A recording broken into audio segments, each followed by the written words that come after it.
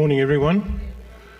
Sorry, we've got a bit of a minor technical difficulty, so we might be 1 or 2 minutes.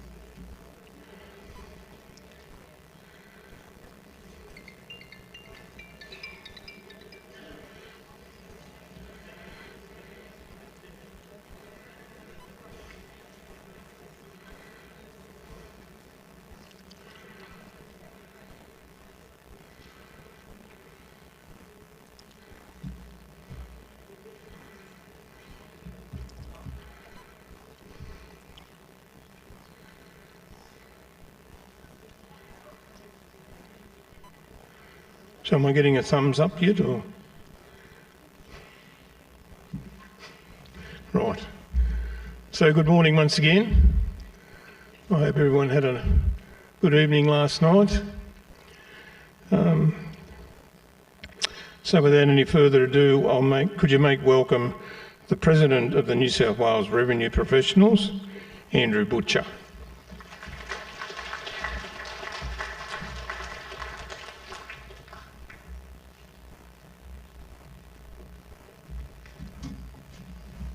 Good morning everybody. Welcome to Albury for our 26th annual conference. It's good to see so many people here. This auditorium makes it look like there's a lot less than there actually is, but it's good to see everybody's here and again for another conference.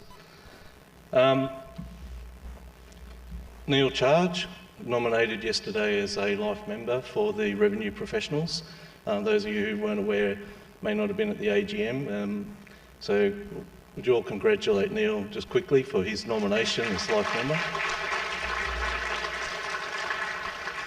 It's quite an amazing place here. There's the full stage at the back there. It's quite dark out the back there. You disappear once you walk around the back. So if you hear something thump, maybe Neil hitting the floor, we'll have to go and pick him up. I think he's okay. So just going to tell you a little bit of a story. So about 30 odd years ago, I started in local government and became interested in what rates and revenue raising was about. It's one of the jobs that I was given at the council where I started, and someone dumped a report on my desk and said, "Oh, here, you're probably the only person that's ever going to read this." And it was in 1990, and it was the Norm Oakes report into local government. Some of you who've been around a bit may have remembered it, and some of you who've been in old council office buildings may remember seeing it. It's a bright blue coloured book, about so thick, with gold writing on it. And the reason I'm bringing this up and talking about it is because that report still resonates in my mind, because the number of reviews that I've been involved in since I've been at this sort of level in the RP and before were all the same issues. So they're constantly the same thing is being raised again and again and again. Pension rebates being fully funded by the state, exemptions and so on. So the RP has a very much a pivotal role to play, and it was the RP and the people that are involved, John Towers, our previous president, Robert Hay was previous president, and all the committee members that stand together and work together that make this such a great organisation and a great place to learn.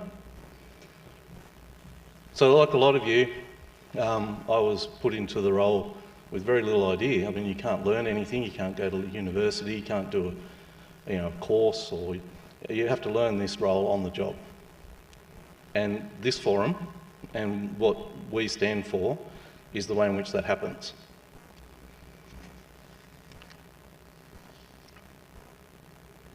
The website that we have developed, or that is available to you, is a great source of information. I encourage everybody to become a member so that you can join and be part of the website.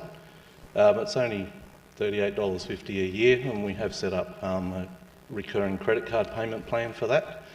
We're also looking at a way of being able to automatically raise tax invoices. So that'll come, and we'll let everybody know about that as that happens. The training is obviously something that has been let slide. Dennis was here yesterday. I haven't seen Dennis this morning, but I'm sure he's here. Dennis Gooley has been awesome in presenting training for many years. And but the training that we were delivering was a bit out of date, starting to get a bit stale, and delivering it face-to-face on PowerPoint slides probably isn't the best way to do that in the modern era. So we're working with and working towards a new software solution that'll be a training journey. Yeah, it's a new word to me too, but anyway, that's the new speak. So the training journey will allow you to start with very little knowledge. So you're first thrown into the role, which will be online training. Next step would be more advanced or intermediate training, which will be a hybrid of online training and Teams or remote training, and advanced training, which will be a hybrid of Teams training or online and face-to-face. So that's coming, but I can't tell you much more about it, but the RP executive has been working on that and a solution to be able to present that to everybody. The executive committee is pretty much the same as it was last year, with one change. So Tracy Walker is the secretary. Ian Clayton is our vice president. Brad Filmer is the treasurer. Emma Murphy, Andrea Dolan, Wendy Robinson, Christy Nutschnig, Sion Milstead, and then myself as the president.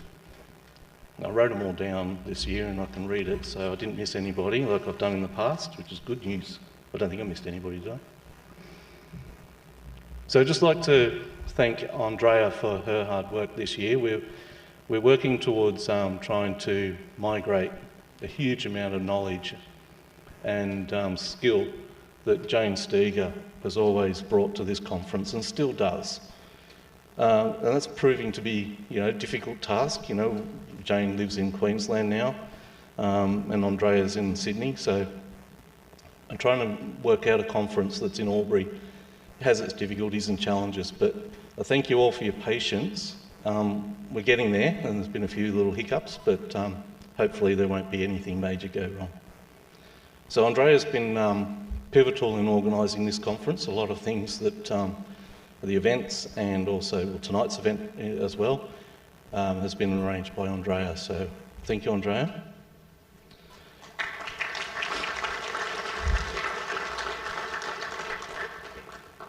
The rest of the executive committee are just awesome bunch of people. So obviously our committee is made up, and you all know, of 5 regional members and 4 metro members.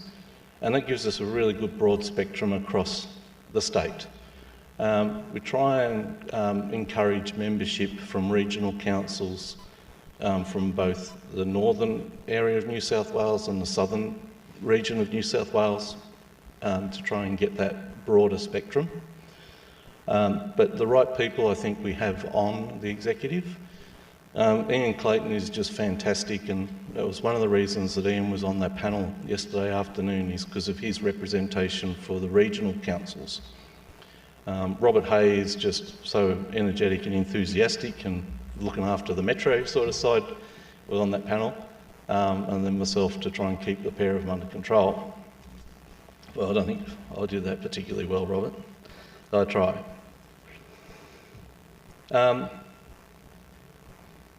The work that we do involves a lot of collaboration with different areas across the industry. So we have our sponsors here today, so you can imagine there's a lot of discussions with them over different things that they want to present and what their angles are and their goals. But we also work hard with our friends in the government sector. So Sarah's here today, she's just sitting up there, I can see, from the OLG, the Valuer General, LG New South Wales, and Sean's down the front here, and tend to talk to Sean a fair bit, and to the I part. Now make no mistake, we're possibly in for a bit of a rocky road over the next 12 months. There's a couple of reforms that are on the horizon. One of them is the parliamentary inquiry. So I'm not sure if many of you are up to speed with that. It only came out recently. The IPART launched in terms of reference and gathering information about the financial model for local government. Well, that's been set aside, and we're now moved into a parliamentary inquiry. So all the information that your council's put together, gave to IPART, be handed over to the state government for the parliamentary inquiry. The terms of reference have been released, and we'll put them up. We plan to put them up later on today. What that means then is, well, primarily there's more of a focus on the rate peg and whether or not it's achieved its goals. The other thing that may or may not affect us, Sean might throw something at me, but the fire levy, the ESL. Now, the state government has a huge hole in their budget representing 74% of the funding for emergency services, and they haven't got a solution yet as far as we know. So some of you will probably be aware that we're involved in the FESL round 1. Now, that legislation has not been scrapped, it's just been, hasn't commenced. So at any stage, the government could say, well, we're going to implement that.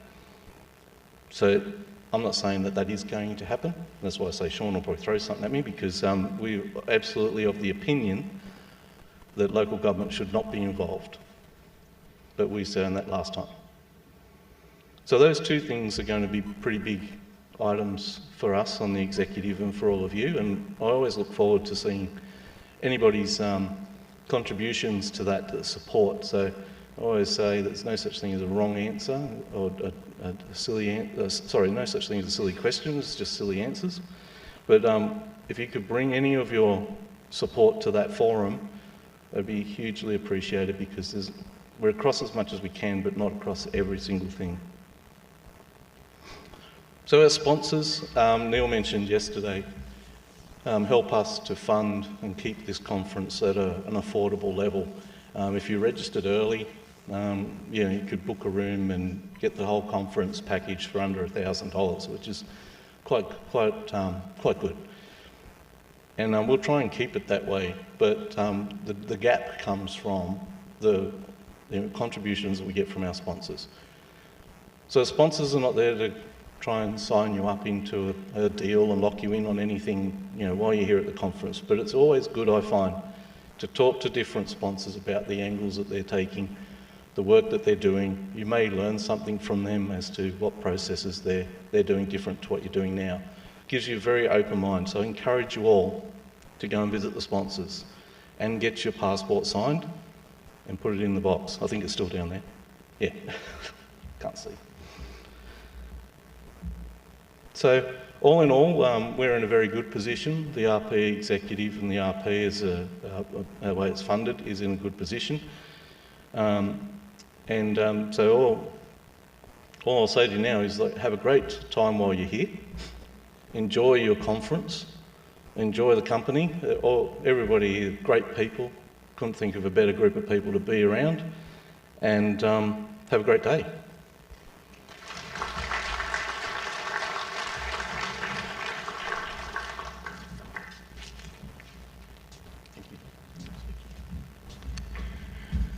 Can you please thank Andrew? We should be all grateful that we have Andrew as our president. I mean, I'm not sure how he fits in all the things of running a conference, checking the website, answering phone calls from someone out there that wants to know some problem about a 603 certificate, and as well as having his own job in a very large council.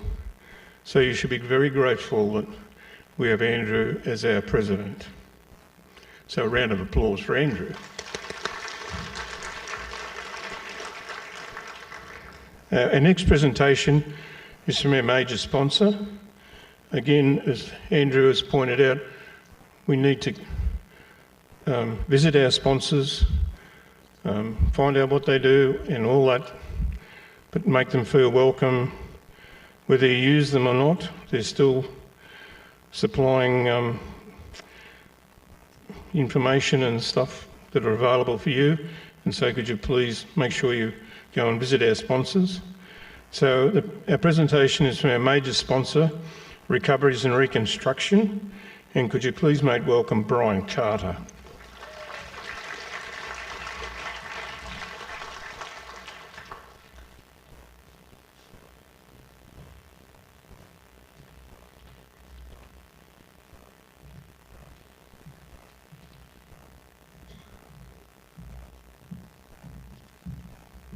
Thank you, Neil.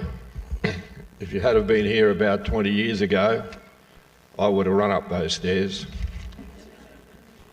Mr. President, your hard-working committee, on behalf of all sponsors, and particularly my family and staff and close friends, we'd like to say once again, thank you for all your hard work. I believe if you're going to steal a good joke, you should go to the top of the tree. So I stole this one from Chargy. I'm a golfer. We got any golfers out there? Well, anyhow, the story goes that this particular player was a kung fu expert. And he found out that there was a great golf teacher in Saudi Arabia. And our friend had a problem. He'd hit the ball straight 3 out of 4, and on the 4th it would go to the right. We call that a slice. And he couldn't cure it. So he's gone to Saudi Arabia, he's on the practice fairway, everything's really great. Then he goes to the first tee, and you wouldn't want to know, a huge slice to the right. When he went in there to find his golf ball, he found 5 characters belting up some poor character on the ground. They were kicking him, they were belting him to death. And being a kung fu expert, he politely just went there and cleaned them up. Our friend got off the ground, he said, "Do you know who I am?" He said, "I've got no idea. I'm from Australia. I'm here to try and get my slice right, and helping you off the ground was just nothing at all." He said, "But I'm royalty. Isn't there something I can get for you?" And he looked around and he said, "Well, I wouldn't mind you said at clubs." He said, "It's yours." So our friend went back to Australia and he didn't hear from this character. He said, what a funny guy this is. He offers to do something, he does nothing. Haven't heard from him. And of course the phone rang, and that was him. He said, "Sorry about the delay. I've got 13 clubs for you, but 3 don't have swimming pools." Well, I got a fair amount of money there. So this little chat this morning is a friendly little chat. It's to tell you where R&R started from was this particular conference 22 years ago. And yes, yours truly had a little bit more hair there. And we were talked into taking a little sponsorship in a corner. And the president then said, "Look, you've got to have some reason that somebody wants to come and talk to you." And it so happened that I came across a chocolate maker. And he used to make huge Easter eggs about that high for Qantas. And Qantas would give these out to their elite clients. So I purchased one. Got a little wicker basket, got the maker to weigh this huge chocolate, and I, of course, thought that anybody who guessed the right weight would win. But little did I know that wasn't in the schedule. Anyhow, nobody wanted to speak to me, and I'm sitting there alone, and young Nicholas was doing his law degree. And luckily, he got a plane in and joined me in the booth. So I at least had someone to talk to. So if you see any lonely sponsors there, will you go in and say hello for me, please? But anyhow, Michelle Morris won the huge chocolate,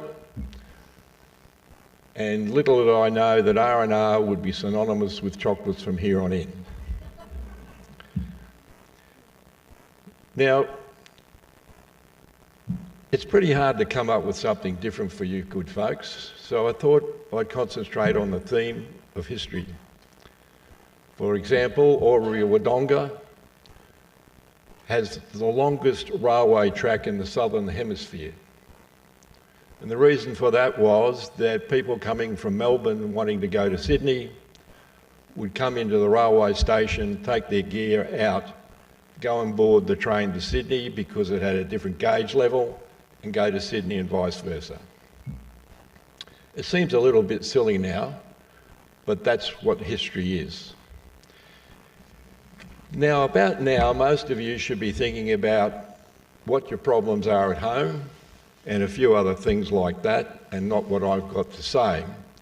So while you go to sleep, I'd like you to suggest that you think of the 3 nicest things that have happened to you since last time.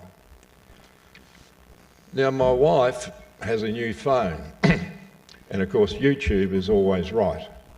And this phone keeps going off and off and off, and a voice came on the phone, and it said, "These are the 9 greatest quotes in humanity." Well, that got my ear. So let me share with one of them. That's if you're not asleep. Our life is what our thoughts make it,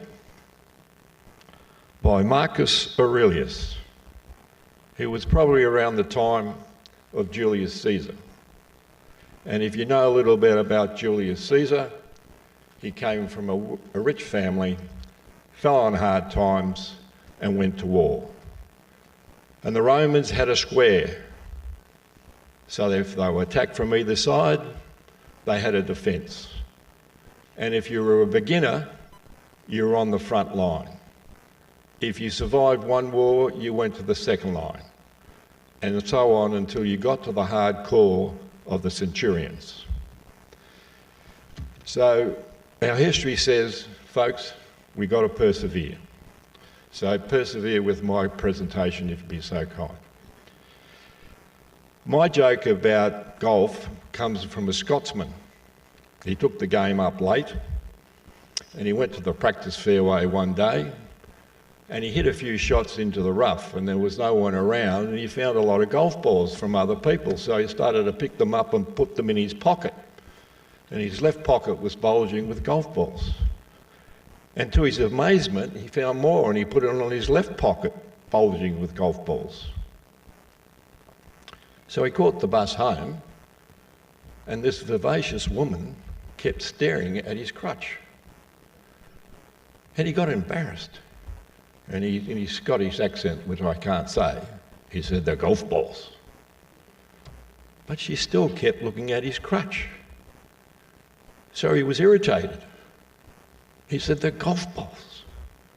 And she turned around innocently and said, "Is that anything like tennis elbow?"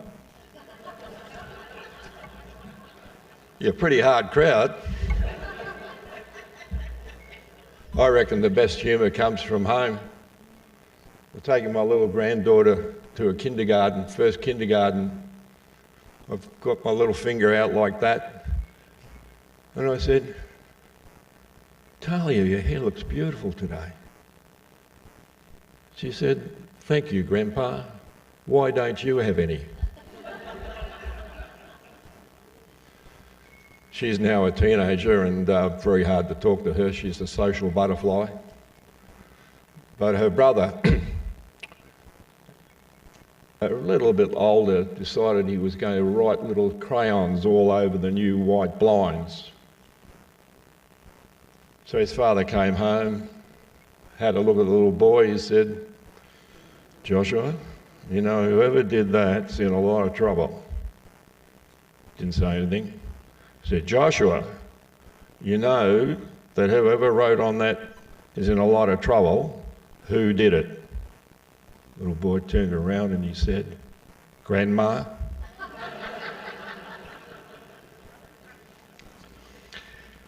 Now, if anybody had told me 22 years ago I'd be standing here from that lonely little spot, I wouldn't have believed them. So I want to take you back to where I came from. I'm from Western Australia, and my grandparents came out from Italy called Paletti. And I'll tell you about the Paletti tent that's still there. There was an American at this place called Leonora, and they built him a beautiful home. In the Great Depression, there was no money in the world. And folks, I mean no money. There were two English investors that came out to inspect this mine with the Premier of the state. So the canny American shot the mine full of fool's gold. They invested in the mine, and it became the second mine outside of Kalgoorlie to make an enormous profit. The American went back to America, and he became the President of the United States. His name was Hoover. If Mr. Hoover hadn't have been there and shot that full of gold, I wouldn't be here today. Thank you, Mr. Hoover. But Frank Paletti came out from Lucca in Italy. Everybody was starving, and he saw the red dust. So he knew that was iron. He could grow anything. So we finished up. He had a farm. He had 20,000 chickens. Oh, by the way, does anyone know what a breeding rooster is? Okay, so here, yours truly is there, the little fella, and devout coward, and I've got to feed these chickens. And the only way I could feed them was to get the pollen and throw them in the corner, and they'd all go over there and I'd get the eggs. So after a little while, I got pretty adventurous, and there was a pen of these breeding roosters, separate. I opened the door thinking I could do the same thing, and something told me to get out of there. I threw it down and I shut the gate. I said, Grandpa, I've fed the chickens and I also had the breeding roosters. He said, you did what? He said, I fed the breeding roosters. So he immediately went to his strap, and I got 6 of the best. Now, you got 6 of the best if you left the gate open, if you come from the country. And why was that so? Well, these breeding roosters are like vultures. And the only person I've ever come across that has had a breeding rooster is Neil Charge. And he was a Goulburn, he said, and I wouldn't believe him. I said, what'd you do? He said, this thing kept coming at me and I had to hit it with a cricket bat. I said, how'd you get rid of it? He said, some guy came into the Camden pub and wanted to buy one. I wanted to give it away. No, he said, I'll buy it. So he bought it. A couple of weeks later, the guy came in, he said, how's the breeding rooster? He said, I don't know, I shot it. So if you've got anybody you particularly hate, folks, you get one of these little baby breeding roosters, you put it in a box and you send it to them, and you laugh all the way to the bank. Anyhow, this character, Frank Paletti, which grew up in Lucca, you may have heard of Puccini. He's written a few operas, Madame Butterfly, Tosca, and they came from the same little town. That town was conquered by Napoleon, and he put his sister there and built a French villa in the middle of this walled city, and that's where the government offices are today. So the history that I like to leave you with is that this man from Italy would go up every night to the pub, he'd look after everybody, come back drunk, and if he found anybody homeless, he'd bring them home, and my mother had to come out of bed, go and wash their clothes and make sure they're okay. And he'd take them back the next day. He became famous in Leonora because if anybody died, he'd pay for their burial. If anybody got married, he would sing at their weddings. But unfortunately, Peppina, his wife, who could also understand Italian, had to leave because the songs he was singing were pornographic. A bit of a character. Now, strangely enough, a relative of mine went back there about 4 years ago. Leonora's at the end of the railway line. The mine's called the Sons of Golia mine. And the Paletti tent, would you believe it, is still going. And the children at the Paletti tent give away food free. So, on the balance of things, if things aren't going well for you folks, remember, you never know if something's good and you never know if something's bad. I'd like to leave you with 2 other quotes. If they make any sense to you, they've got to be right because they're on YouTube. It's never too late to be what you might have been. George Eliot.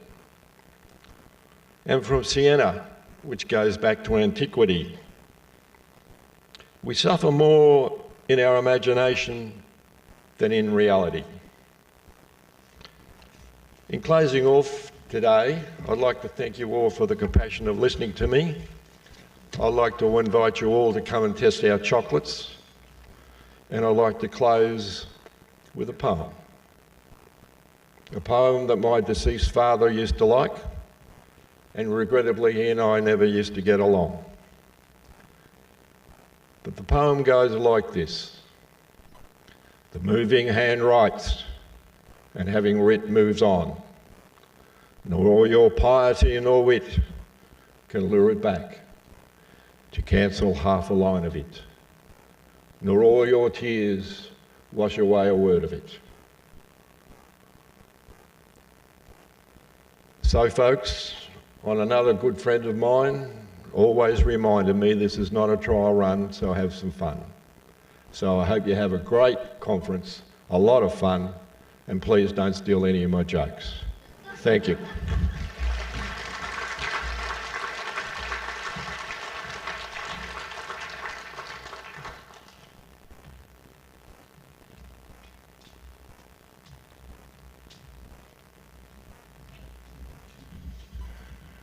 Can you please thank Brian Carter?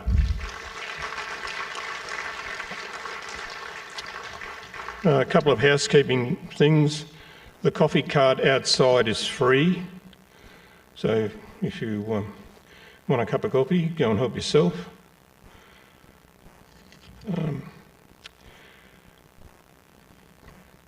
The concurrent sessions are in 3 different rooms.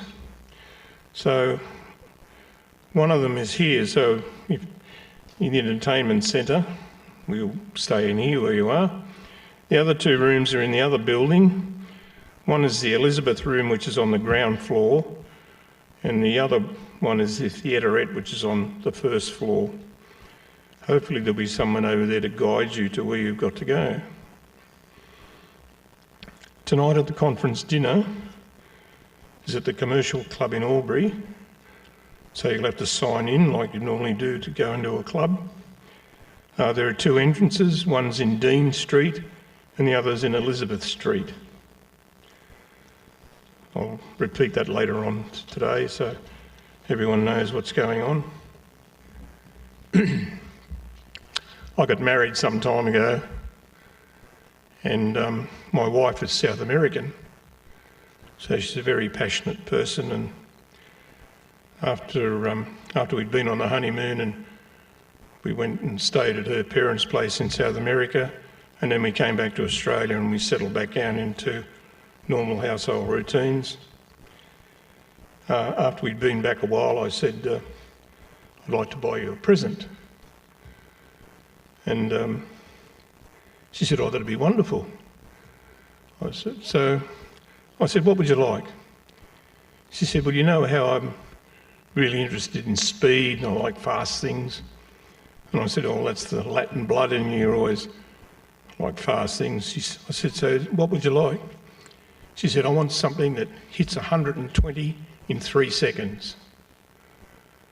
I said, oh, okay. I said, that's pretty fast. So I went back to her again and I said, 120 in 3 seconds. She said, yes, that's what I want. I said, okay. So before I went out, I went back and checked with her. And I said, so you want something that does 120 in 3 seconds? She said, yes, that's exactly what I want. So I went out and bought her a set of bathroom scales.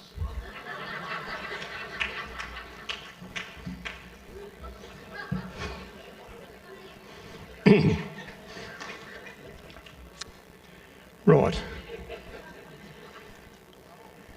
We might move on to our next session.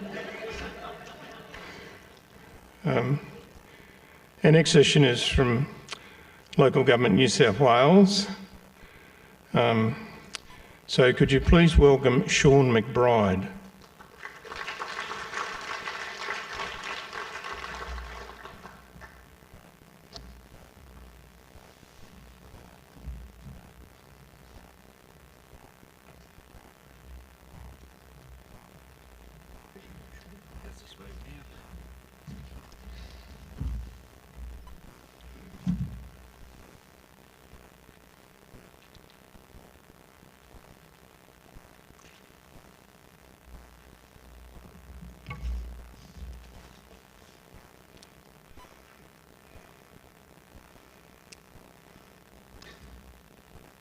Right. Good morning, everybody, and I'd like to thank Revenue Professionals for inviting me back to speak for another year. Local Government New South Wales recognises the Revenue Professional Conference as an important event on the local government calendar each year, and I'm pleased to have attended many of the Revenue Professional conferences over the years. I've found each one a valuable experience. There's always more to learn, and it's also helped strengthen our partnership with local government, with the local government revenue professionals. We have a strong relationship that's been built up over time, and it's very important to us, and it has also proven important for the revenue professionals. Before moving on, I'll just congratulate Andrew and Ian on being re-elected as President and Vice President, and also congratulate the Board on its re-election, or the Executive Committee. I do note with the President's re-election that it coincides with the re-election of Vladimir Putin in but I'm sure that's just a coincidence. For those who are old hands and been to several conferences, you've probably heard the next little bit of my presentation. You've probably heard it before, but I leave it in because every year there's a lot of new participants at this conference, a lot of new delegates, a lot of people just coming through. So I'll start with who is Local Government New South Wales. We're a peak body, and every council in New South Wales is a member. We're like the, we're like other peak bodies, industry peak bodies. We have origins going back to the 1880s. It's been a continuous organisation, originally being the Municipal Association and morphing over the years, Local Government Association and Shires Association, and then in 2013 Local Government New South Wales when the LGA and Shires merged. We provide a wide range of services to Council. One of the primary ones is advocacy and policy. That's the area I work in. I work primarily on local government financial issues. and local government financial policy. Like Andrew, I've been in the local government business for around 30 years now. I've noticed how issues tend to come around, so we never throw anything away. Those old submissions gradually come back into relevance. Other areas where we provide services are industrial relations, executive recruitment, employment services like careers at local government. We also provide legal advice, and we have a procurement arm, a separate business called Local Government Procurement that some of you may have heard of if your council deals with them.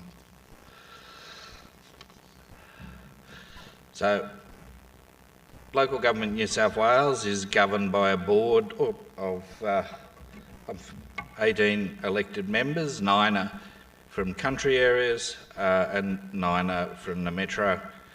The current president is Councillor Daria Turley.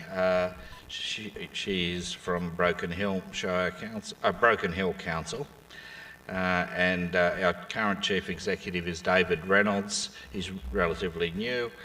He's been previously worked in councils, most recently the Hills and Camden, so any delegates from the Hills and Camden councils might be familiar with him. Sorry, I've been forgetting to do the slides. Here we go.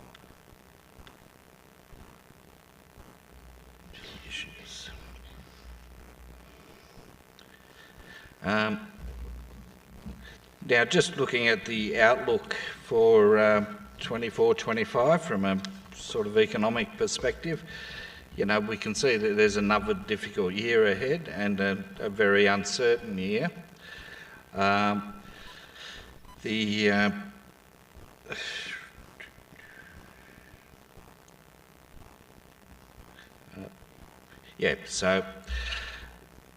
You know, we're still facing increased wages and materials costs before inflation subsides. That's happening very slowly. We could be looking at lower interest rates by the end of the year. That would be of benefit to local government, particularly those councils with considerable levels of borrowings.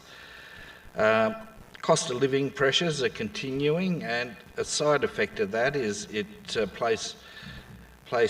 reduces ratepayer capacity to pay increase either through the PEG or through any special variations that councils may wish to apply for.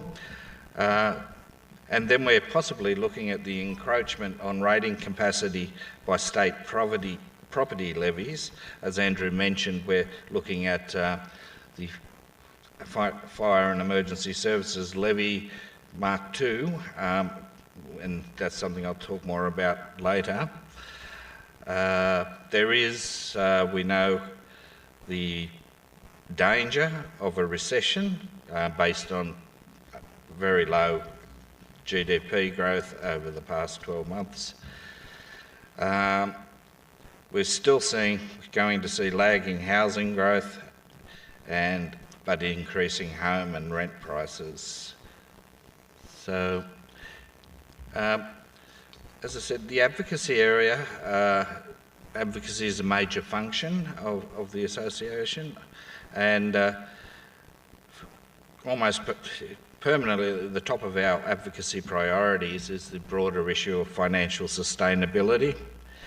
But our other priorities over the coming year, where we will direct our attention and resources as far as we can control the issues that arrive, is to do with resilience to natural disasters, roads and infrastructure funding, planning and provision of housing supply, environment, climate and circular economy, of course, skills and labour shortages, which is continuing to cripple many councils or many areas of many councils. So, though naturally our state budget priorities. We've made our submission in relation to the upcoming state budget. Our not surprisingly, our advocacy priorities are reflected pretty much there. It's almost the same. We need money to achieve all those things. One of the major things that we were working on was the proposed IPART review of the financial model for councils in New South Wales. As Andrew pointed out, that has since been scrapped, which is very frustrating for all of those, including ourselves and probably many of your councils who'd made submissions on the terms of reference to find out, wasted a lot of time and effort on your submissions. I was particularly put out by that. Anyway, that's been superseded by a new inquiry, which Andrew also mentioned, and that's going to be, instead of an IPART inquiry, a parliamentary inquiry into the ability of local government to fund infrastructure and services. That's quite a broad remit, which has its potential advantages and disadvantages. With the IPART proposal, or with the IPART terms of reference, we were concerned that it had been, the terms of reference were too narrow, and that's what we emphasised in our submission, not that it matters now, that it was almost solely focused on expenditure and budget control and expenditure decision-making processes. Of course, that's half of the equation, but it is only half. It was not looking at the adequacy of revenue. It wasn't looking at the cost drivers that local government encounters, and so on. So in one sense, it's probably not a bad thing that that's been scrapped and replaced with a broader review, but we have some potential concerns about that. The terms of reference broader, that's welcome. But there is some concern about the ability of parliamentary committees to deal with these issues, like they don't necessarily have the expertise that IPART might have in, analysing local government and understanding the finances of local government. However, there's pros and cons with that, and we'll see how it works. It's been a very unusual and chaotic set of decisions by government. We'll talk more about the terms of reference with Andrew when I finish. There's a number of other reviews going on. It's been a very busy year so far. Again, all demanding submissions. So we've got the new parliamentary inquiry into council finances that I was just referring to. But at the running parallel, we have the Productivity Commission review of the funding models for local government, for local water utilities. Specifically, it's solely to do with local water utilities, so of high relevance to any of your councils who have local water utilities. At the same time, we have the parliamentary inquiry into RFS assets, the Red Fleet and so on. Another major issue that's going to require further submissions, and we have, as Andrew mentioned, the Treasury review of the Emergency Services Levy, or FESL 2 as we're calling it.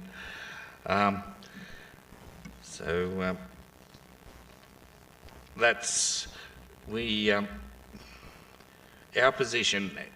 Local Government New South Wales' long-term position on the funding of the emergency services is that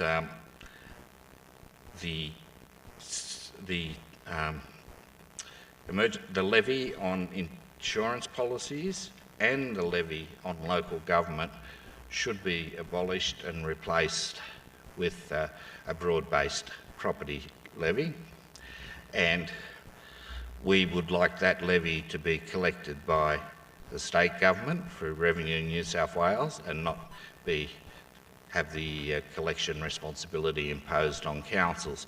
So that's pretty much the position we'd be going in with. And we've maintained that position for about a decade or more. Andrew mentioned the 73 million shortfall. Well, that is the amount that the insurance policies cover at present. The government has indicated it would like to remove the levy on insurance policies. Publicly, it doesn't mention remove the levy on local government, but in consultation with Local Government New South Wales, the Treasurer has indicated he would consider removing it from councils at the same time. This will be quite challenging for the government, and we are concerned that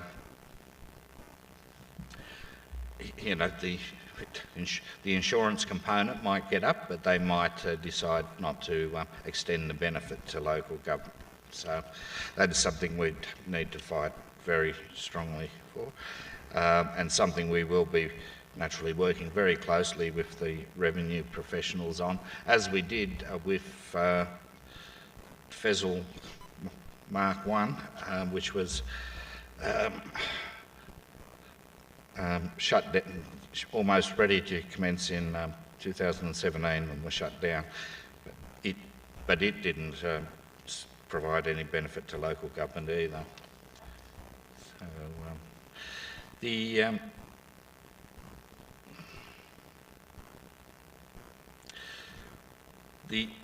a committee or a panel has been set up to advise the Treasury review. Local government is represented on that panel. Our President, Daria Turley, is on that panel, but also local government is represented on that panel by Graham Kelly from the United Services Union, so the major council union is represented there, and also Troy Green, who's a general manager from Tweed Shire Council, is also on that advisory panel, as are all the property peak bodies, the Fire Brigades Employees Union, and so on and so on. I'm not sure how they're going to reach a conclusion with such disparate membership. But anyway, that's part of the challenge. Yeah, so.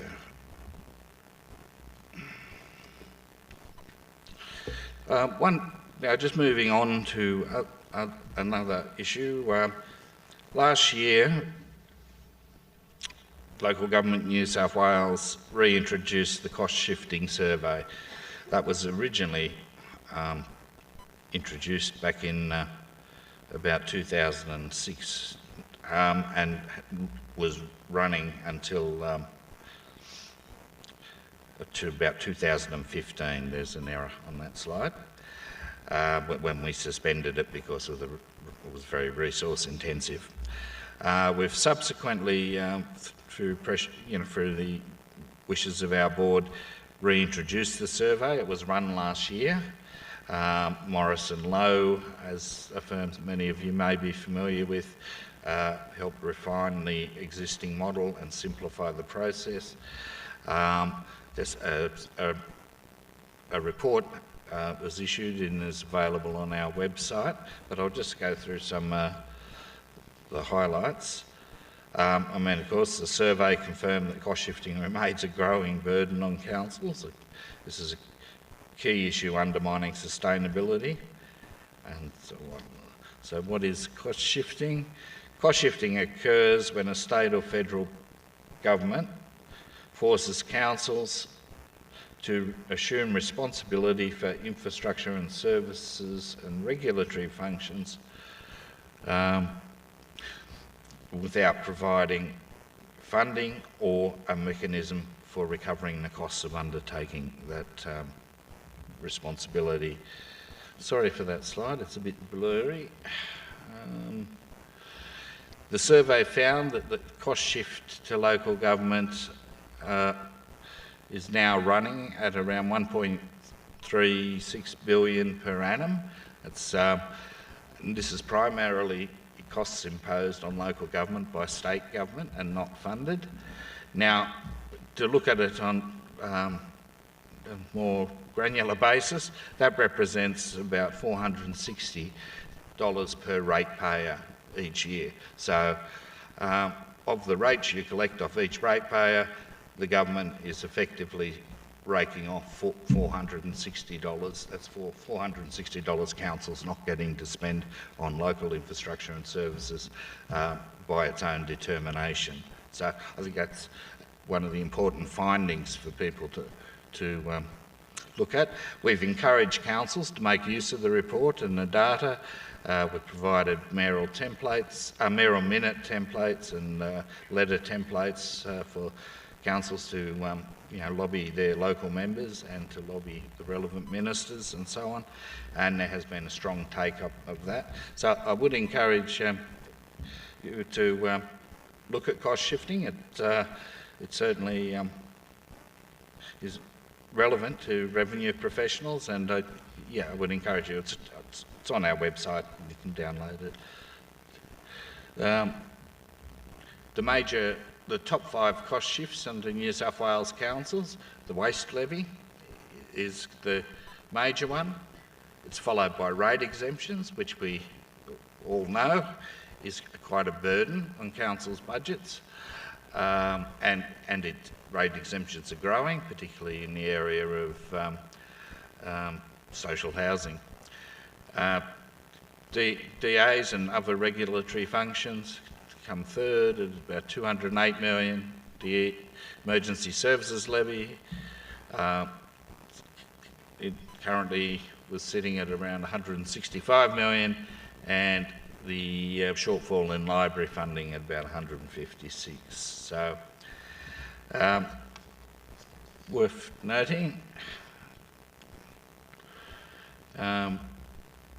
It does vary. We did a regional analysis of this, and it does vary. The effect on individual ratepayers varies between different regions, or different types of councils rather, with the highest being rural councils who can least afford to carry the cost shifting burden. So again, the report's full of a lot of useful data, and we encourage you to look at it. Now, I've been talking a lot of time, so I'll just move on now. Oops.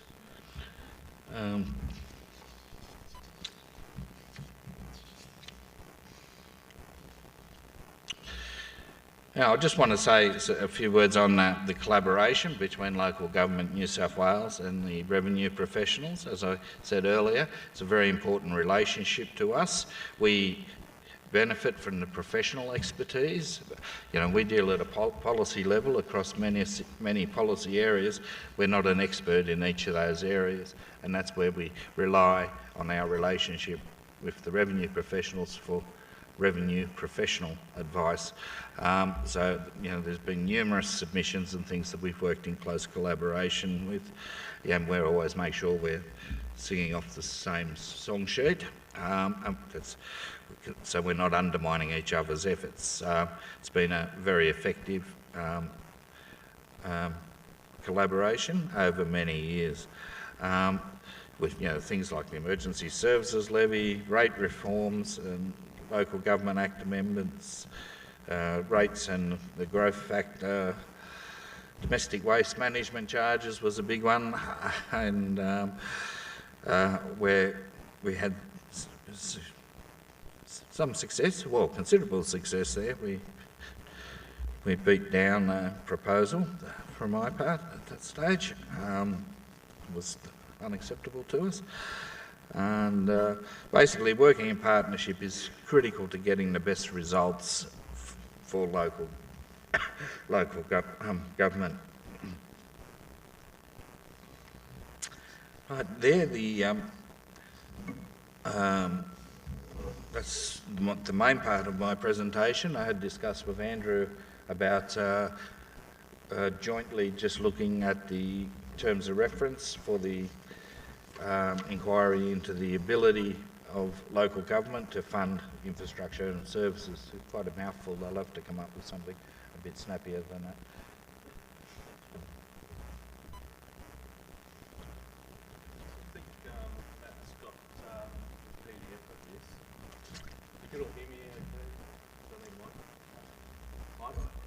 Or you have to stand closer, one or the other.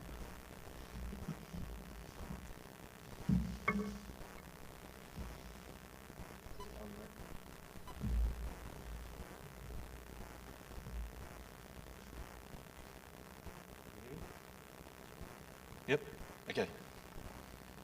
So I think, have you got that up there? Here we go.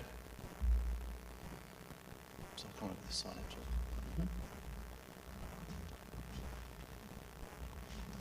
All right, so this came out last update on the 18th of March. If you can scroll down for us a bit, Matt, so you can get those A, B, C, D and E on the centre of the screen. Yep, oh, up a bit. That's it. All right, so these are the terms of reference, and sorry about sort of interrupting Sean's presentation with this, but this just talks to the collaboration that goes on. So right. I was alerted to this first by Sean and second by Sarah from the OLG that this was coming and this was going on. So it's only very, very new. They're the terms of reference for anybody who hasn't seen it, so you can see that there's quite an impact there on what we do, revenue professionals. So the rate peg is obviously one of them. You can read them. The special rate variation. Robert, have something to say about that? But the thing that is most important that Sean has talked about today is the word cost shifting is in there. So you can see that on point C. Current levels of delivery, financial, sustainability and local government, including the impact of cost shifting. So what Sean's just told you, the impact on each ratepayer is huge. So we'll obviously be doing a submission, working with Sean and LGNSW on this, and there'll be something on our website. I encourage everybody to talk to their peers in their council, as well as across their regions. So not every single council is represented here today. We would like to get to that, but if you can talk to the councils in your area about this and put any feedback onto the website so that we can then pool those ideas, and there may be things that we don't think of, to put in a submission to the inquiry. I think we got to the 26th of April. Yeah, we're not happy about the time frame. One, they've been chopping and changing, you know, the cancellation of one review and introduction of another. While we like the terms of reference because they're broader, which was one of our criticisms of the IPART review,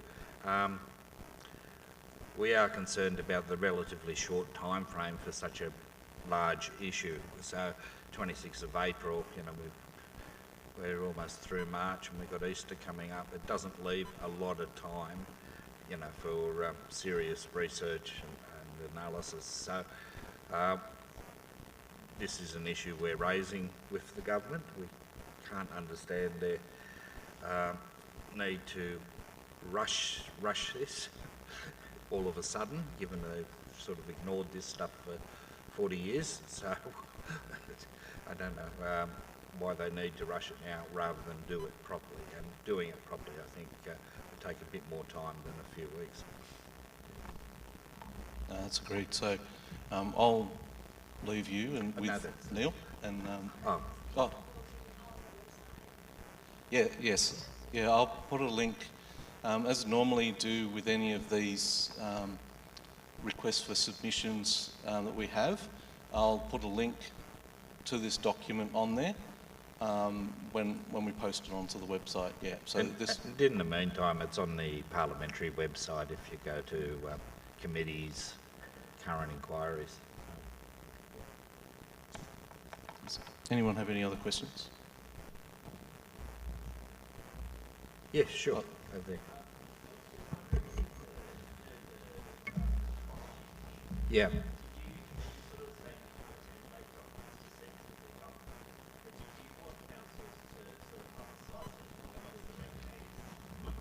Oh yes, yes, certainly encourage them to make that information available. They can get their own information, you know, down to that level, but yeah, we certainly encourage them to use it in their local advocacy and so on.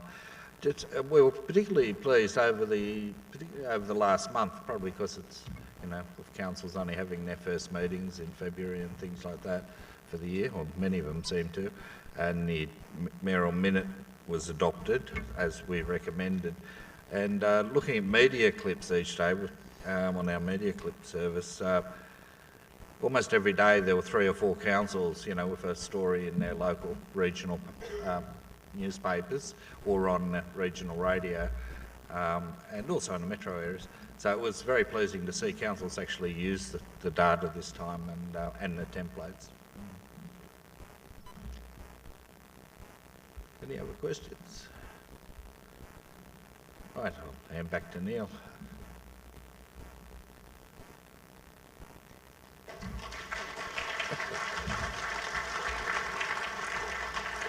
Oh, there he is.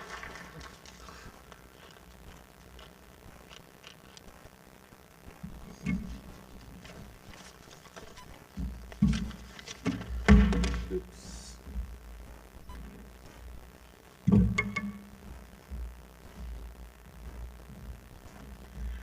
Can you please thank Sean McBride?